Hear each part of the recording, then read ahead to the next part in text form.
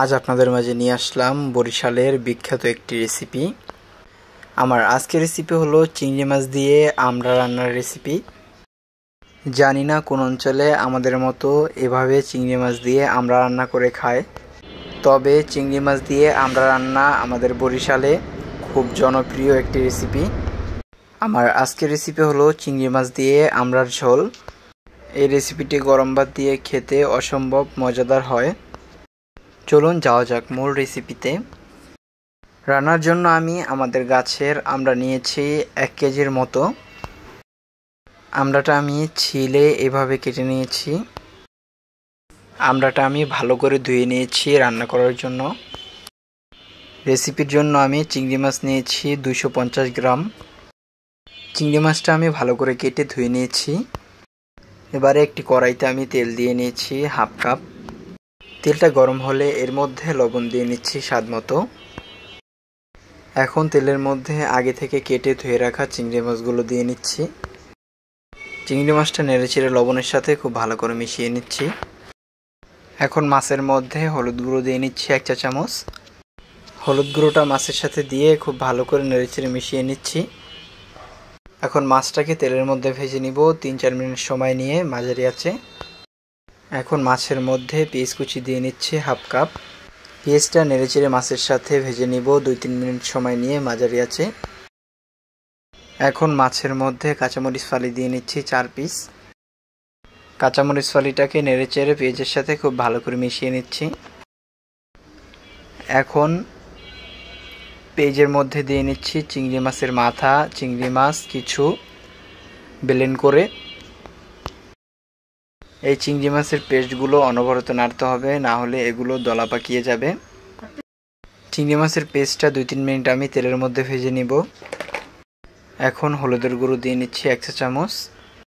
মরিচের গুঁড়ো দিয়ে নিচ্ছি 1 চা চামচ। ধনিয়া গুঁড়ো দিয়ে নিচ্ছি হাফ চা চামচ। এখন মশলাগুলোকে কম আঁচে নেড়েচেড়ে ভেজে নিব 1 মিনিট সময় নিয়ে।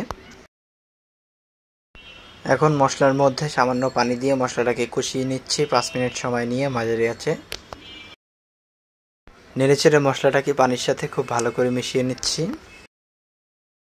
আমি মশলাটাকে কষিয়ে নিব মশলার উপরে তেলটা ভেসে ওঠার আগ পর্যন্ত। মশলাটা কষানো হয়ে গিয়েছে এবং উপরে তেলটা ভেসে উঠেছে। এবার এর মধ্যে আগে থেকে কেটে রাখা আমড়াগুলো দিয়ে নিচ্ছি। আমড়াটা নেড়েচেড়ে মশলার সাথে খুব ভালো করে মিশিয়ে নিচ্ছি। এখন ঢাকনা দিয়ে ঢেকে আমড়াটাকে কষিয়ে নিব 10 মিনিট সময় নিয়ে মাঝারি আঁচে। 10 মিনিট পরে ঢাকনাটা উঠিয়ে আমড়াটাকে ভালো করে নেড়েচেড়ে নিচ্ছি। আমড়াটা খুব ভালো করে কষানো হয়ে গিয়েছে। আমড়াটা প্রায় সেদ্ধ হয়ে গিয়েছে। এখন আমড়ার মধ্যে গরম পানি দিয়ে নিচ্ছি 2 কাপ পরিমাণ। পানিটাকে আমড়ার সাথে নেড়েচেড়ে খুব ভালো করে মিশিয়ে নিচ্ছি।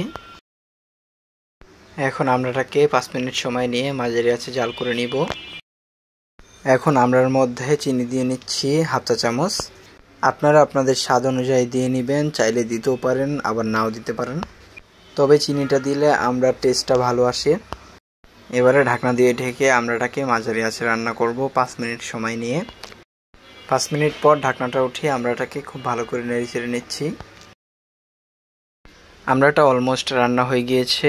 এই পর্যায়ে আমড়ার মধ্যে ধনিয়া পাতা কুচি দিয়ে নিচ্ছি স্বাদ মতো। ধনিয়া পাতা কুচিটা আমড়ার সাথে নেড়েচেড়ে খুব ভালো করে মিশিয়ে নিচ্ছি। তৈরি হয়ে গেল মজাদার চিংড়ি মাছ দিয়ে আমড়ার ঝোল রান্নার রেসিপি। এই রেসিপিটা আপনারা একবার হলেও ট্রাই করে দেখবেন। রেসিপিটা এবার গরম গরম পরিবেশনের পালা। রেসিপিটি আপনাদের কেমন লেগেছে অবশ্যই আমাকে কমেন্ট করে জানাতে ভুলবেন না। আপনারা কে কে চিংড়ি মাছ দিয়ে আমড়ার এই টক ঝোল খেয়েছেন অবশ্যই আমাকে জানাবেন। যারা এখনও মেঘলা নূর বিডি চ্যানেলটি সাবস্ক্রাইব করেননি ও ফেসবুক পেজটি ফলো দেননি অবশ্যই ফলো দিবেন আর ইউটিউব চ্যানেলটি সাবস্ক্রাইব করবেন। আজকের রেসিপি এই পর্যন্তই। সবাই ভালো থাকবেন, সুস্থ থাকবেন। আসসালামু আলাইকুম, আল্লাহ হাফেজ।